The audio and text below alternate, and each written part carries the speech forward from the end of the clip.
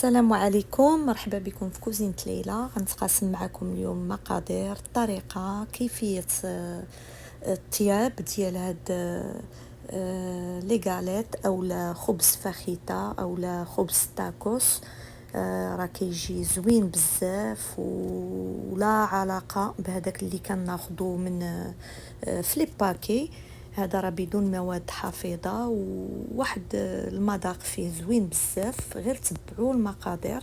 هنا عندي 300 غرام ديال الطحين ابيض صالح لجميع الاستعمالات، 2 معالق كبار ديال الزيت، زيت عادي، زيت المائدة، مليحة، واحد 4 غرام ديال خميره ديال الحلويات، راه تقطعات ليا لا سيكونس ما عرفتش كيفاش ما تسجلاتش. وكنجمع بالحليب بارد تقريبا 150 غرام ديال مليليتر ديال الحليب.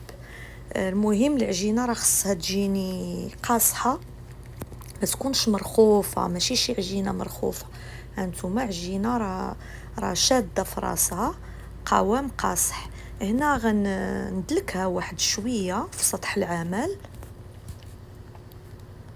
غير واحد شويه، وغناخد واحد بلاستيك غذائي ونخليها، راه قد ما خليتوها ترتاح مزيان.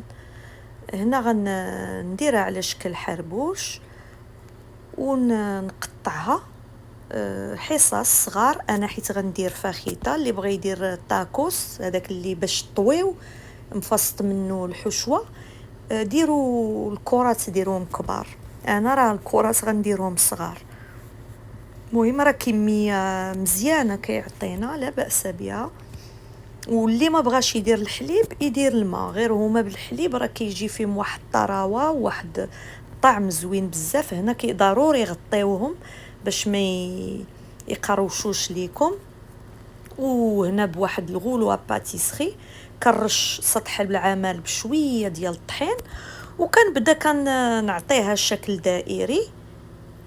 وضروري خصها تكون رقيقه لو ماكسيموم اللي غتقدروا رقوا ديك العجينه ديالكم، وكتحطوهم في واحد منديل اولا نطوخشو وغطيوهم. وضروري هنا ديروا كميه كبيره، انا راه درت بالنص ولا طلقوهم كاملين عاد باش بداو الطياب، حيت الطياب راه ما كياخذش لينا نهائيا الوقت. سور بلاص كطيب لينا لا غاليت ديالنا.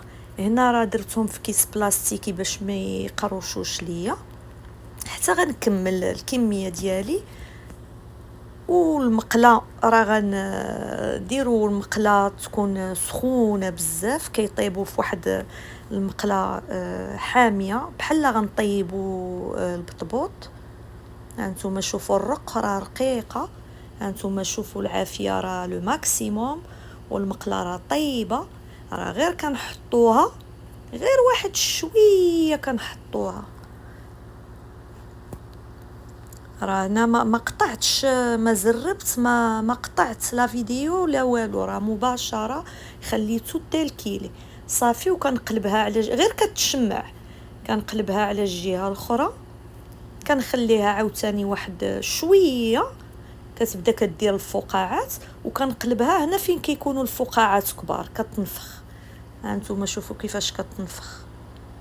راه الا كثرتوا ليها الطياب فوتوه راه كونوا متاكدين غتجي كلها غتهرس ليكم. وهنا كتحتفظوا بهم في واحد الزيف، ما تخليوهمش على غليبر، ديروهم في الزيف وغطيو عليهم باش تبقى فيهم ديك الطراوه ديالهم. هانتوما انا راه خلاص كيطيبوا، داكشي علاش خصكم تطلقوا كميه كبيره. هانتوما غير شوي كتشمع، كنقلب واحد شويه عاوتاني كيبداو كيخرجوا دوك النبيل صافي، وكنقلبها للجهه الاخرى. خلاص الطياب ديالو في البلاصه كيطيب، مازال هذاك الطليق ديالو شويه كياخذ الوقت. انا غندير معكم واحده اخرى، هاد المره غنديرها معكم بالحساب، راه 4 سكوند، 1 2 3 4 ثواني.